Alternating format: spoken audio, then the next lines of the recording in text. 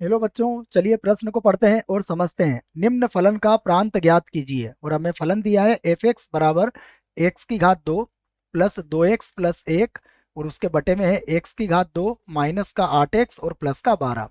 और हमें इस फलन का प्रांत ज्ञात करना है। तो फलन या सवाल को हल करने से पहले हम सब प्रश्न के लिए मुख्य अवधारणा लिख लेते हैं, जिसकी सहायता से हम इस प्रश्न को हल करेंगे। तो मुख्य अवधारणा में हम समझेंगे कि प्रांत क्या होता है फलन के लिए। तो यही मैं लिख देता हूं। देखिए कि यदि कोई फलन हमें दिया गया है, यदि फलन y बराबर एफ एक्स हो, तो x के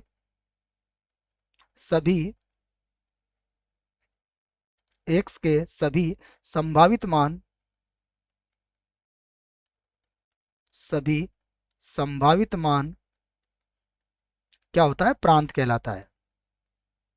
प्रांत कहलाता है। तो x जो जो मान इस फलन में ग्रहण कर सकता है, वह सभी मानों को जब हम समुच्चय बनाते हैं तो वह क्या होता है? प्रांत कहलाता है। ठीक है, तो देखिए अब हमने हमें जो प्रश्न दिया है उसे लिख लेते हैं हम। तो हमें प्रश्न दिया गया है एफ एक्स बराबर,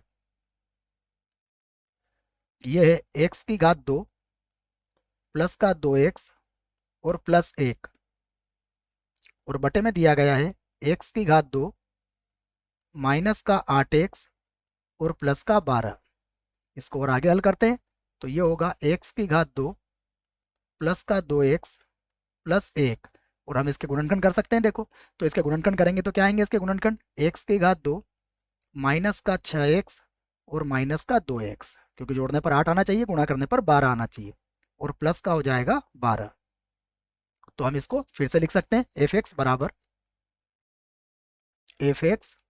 बराबर ये हुआ एक्स की घात दो प्लस का दो एक्स और प्लस एक, और बटे में देखिए यदि आपने x को कॉमन निकाला तो क्या बचेगा? x माइनस छः बच जाएगा, है ना? देख लेते हैं, x माइनस छः, और यहाँ से अगर माइनस का दो कॉमन निकाला तो यहाँ पर बचेगा x माइनस छः बच जाएगा। तो एक बार और हल कर लेते हैं इसको। तो अब हमारे पास क्या बचेगा? एफ एक्स बराबर देखो, आप चाहें तो इसको भी एक का वर्ग लिख सकते हैं और सूत्र बना सकते हैं, A square plus two A B plus B square, अर्थात ये हो जाएगा एक्स प्लस एक और पूरे की घात दो भी लिख सकते हैं इसको, और बटा यहाँ पर क्या आ जाएगा? x-6, और यहाँ आ जाएगा x-2। अब आप देखिए, आप चाहें तो इसे समीकरण एक बना सकते हैं, और अब आप यदि मान निकालना चाहें तो ध्यान से देखिएगा कि हम ये कहेंगे कि एफ एक्स कब परिभाषित होगा। तो देखो, यहाँ पर हम कहेंगे यदि